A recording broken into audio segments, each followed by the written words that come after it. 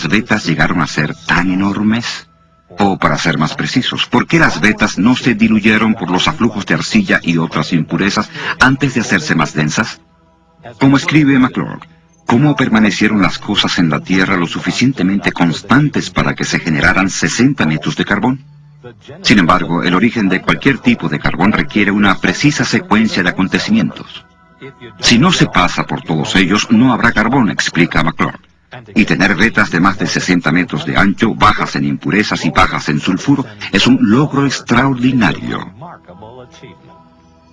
McClure agrega, sería como vendarnos los ojos, dar unas vueltas y atinar en el blanco de una diana 100 veces seguidas. Pero si el carbón no se formó lentamente, ¿hay alguna evidencia de laboratorio que demuestre que se puede formar rápidamente? En esta demostración, Robert y David Gentry comienzan a responder esa pregunta. Anteriormente, tomamos un trozo de madera como este, lo introdujimos en este tubo de acero, agregamos un poco de agua y lo sellamos.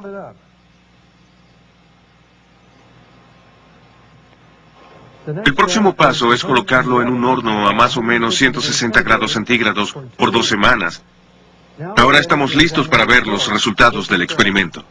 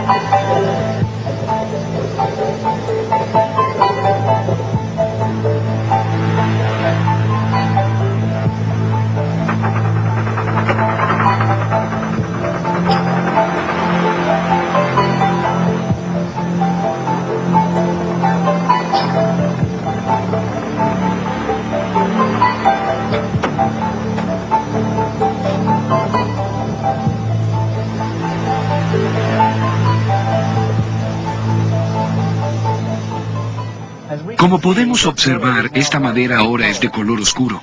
También es más blanda. Una reacción química entre el vapor y la madera bajo presión ha hecho que ocurran estos cambios. Esta muestra aún no es carbón, pero claramente el proceso de carbonización ha comenzado. La pregunta es, ¿se obtendría carbón si este experimento o una variación de él se continuara por un periodo de tiempo más largo?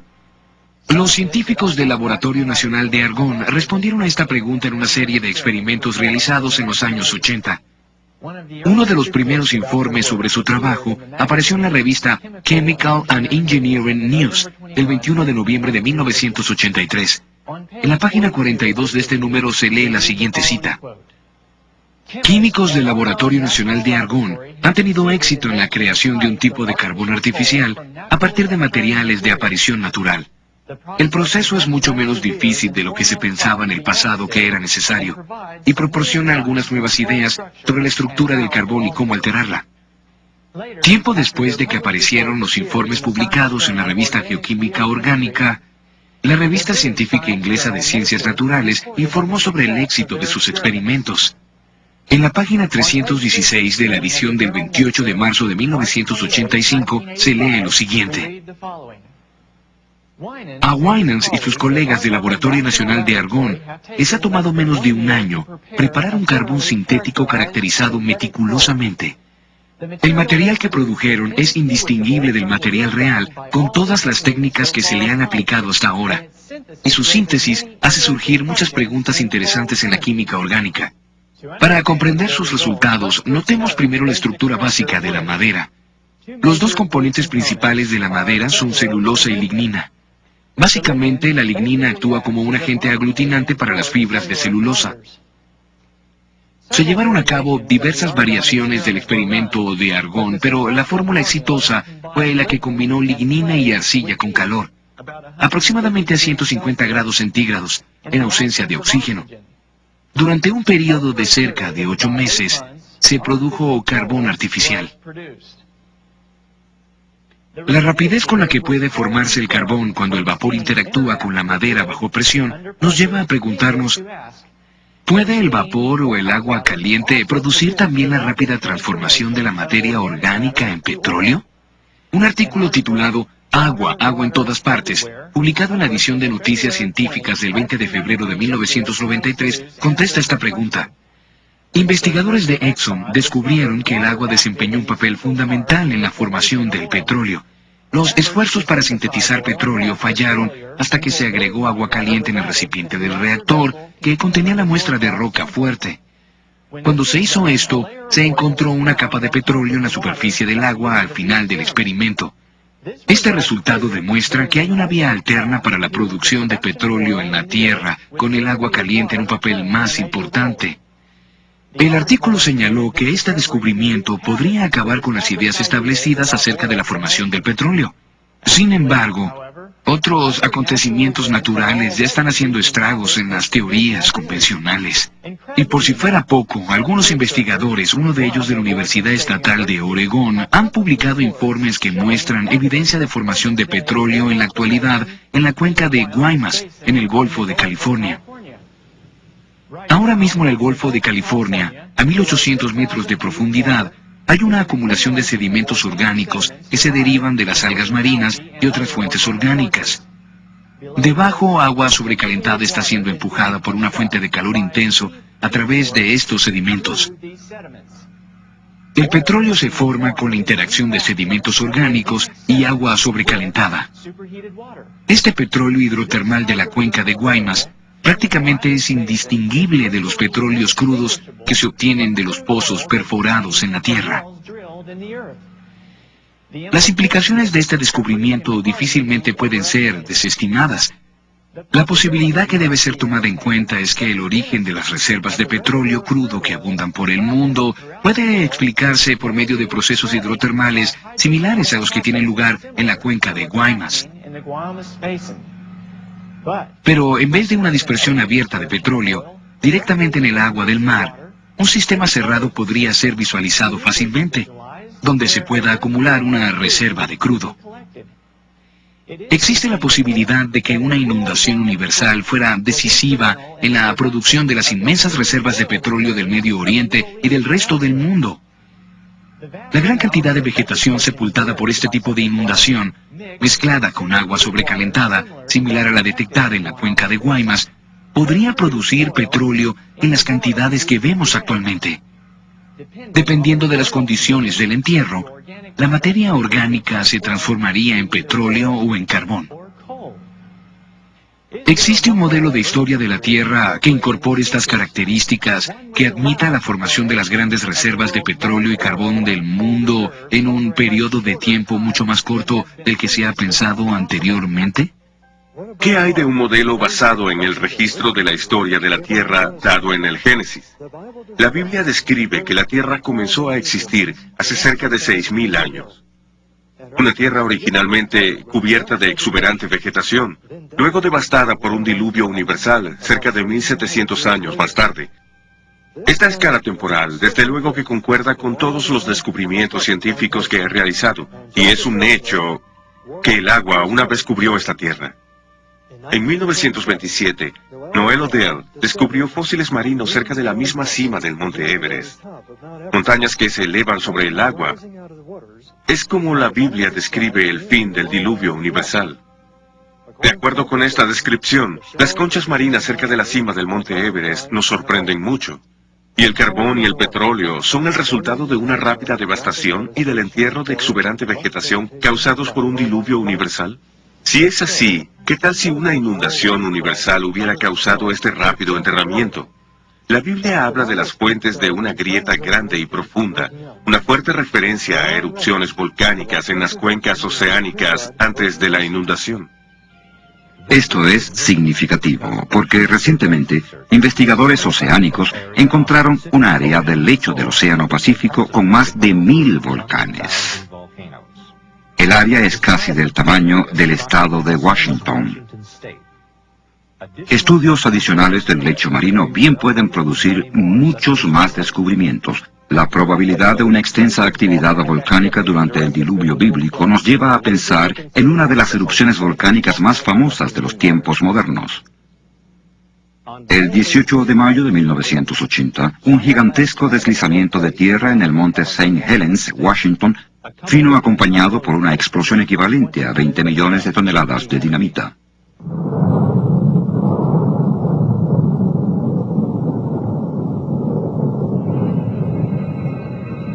Esta explosión lateral de vapor sobrecalentado, ceniza volcánica y polvo arrasó con más de 390 kilómetros cuadrados de bosques, partiendo inmensos pinos como si fueran mondadientes. Los escombros del derrumbe se precipitaron al lago Spirit, causando una ola colosal que bañó un lado de la montaña adyacente a más de 240 metros sobre el nivel del agua antes de la erupción. Una capa promedio de 90 metros de nuevo sedimento que cayó al lago ha hecho que el nivel de su superficie sea ahora unos 75 metros más alto.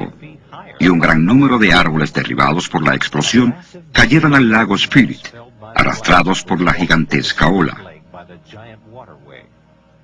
La catastrófica fuerza del agua para acumularse y sepultar extensas cantidades de vegetación puede observarse fácilmente aquí. La maraña de troncos flotantes en el lago Spirit solo tiene la mitad de su tamaño original, ya que el resto de los troncos se ha hundido hasta el fondo. Si el monte St. Helens hubiera hecho erupción debajo del agua, inmensas olas, cientos de veces más grandes que la del lago Spirit, habrían causado que el material expulsado fuera llevado a zonas más vastas antes de asentarse. Si cientos de estos volcanes estaban activos, podemos comenzar a imaginarnos los destructivos efectos que un diluvio universal habría tenido en la topografía del planeta. Esto hace que nos preguntemos, ¿puede un diluvio universal como el descrito en la Biblia ser también la explicación de otros fenómenos geológicos, como el del Gran Cañón? Algunos geólogos nos habrían dicho que los depósitos sedimentarios se asentaron durante muchos millones de años, lo que simplemente no es verdad. El hecho es que la geología del Gran Cañón encaja en un modelo que se basa en el suceso de un diluvio universal. En un intento por saber de dónde vinieron las aguas de la inundación, a dónde fueron después del aluvión y qué acontecimientos geológicos ocurrieron mientras duró, recurrimos al Dr. Walter Brown, antiguo jefe de los estudios de ciencia y tecnología en el Air War College y profesor titular de la Academia de la Fuerza Aérea de Estados Unidos. Su desarrollo de la teoría de las hidroplacas proporciona la clave que descubre muchos misterios sobre el diluvio y sus efectos. En nuestro planeta podemos ver 17 aspectos muy extraños que hoy pueden explicarse sistemáticamente como resultado de un cataclismo, un diluvio universal cuyas aguas salieron expulsadas de cámaras subterráneas con una liberación de energía que excedía la explosión de 10.000 millones de bombas de hidrógeno. Esta explicación nos demuestra la rapidez con que se formaron las principales montañas. Explica los depósitos de carbón y petróleo, la rápida deriva continental, por qué los lechos oceánicos tienen enormes fosas y cientos de cañones y volcanes. Explica la formación de estratos divididos en capas y la mayoría de los registros fósiles, las llamadas edades de hielo y los principales cañones, especialmente el Gran Cañón. Quizás la Tierra antediluviana tenía un inmenso supercontinente que contenía exuberante vegetación, mares, ríos y montañas menores. De acuerdo con la teoría de las hidroplacas, la Tierra antediluviana tenía mucha agua subterránea, cerca de la mitad de la que hay en nuestros océanos actualmente. Esta agua estaba en cámaras interconectadas que formaban una concha esférica de unos 800 metros de grueso, quizás a 16 kilómetros por debajo de la superficie terrestre. El incremento de la presión en la cámara subterránea expandió la corteza como se expande un globo cuando aumenta la presión en su interior. La falla en la corteza comenzó con una fisura microscópica que aumentó en ambas direcciones a cerca de 5 kilómetros por segundo. La grieta que siguió el camino de menor resistencia rodeó el planeta en aproximadamente 2 horas. Cuando la grieta se desplaza por la Tierra, la corteza sobre ella se abrió como el rasgón de una tela muy estirada.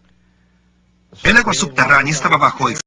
En esta demostración, Robert y David Gentry comienzan a responder esa pregunta. Anteriormente, tomamos un trozo de madera como este, lo introdujimos en este tubo de acero, agregamos un poco de agua y lo sellamos.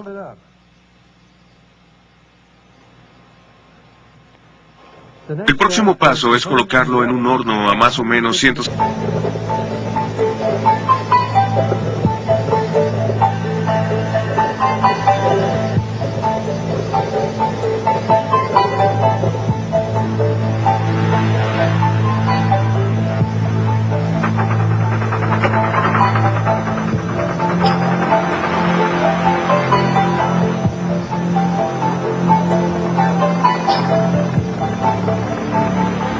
¿Las vetas llegaron a ser tan enormes? O, para ser más precisos, ¿por qué las vetas no se diluyeron por los aflujos de arcilla y otras impurezas antes de hacerse más densas?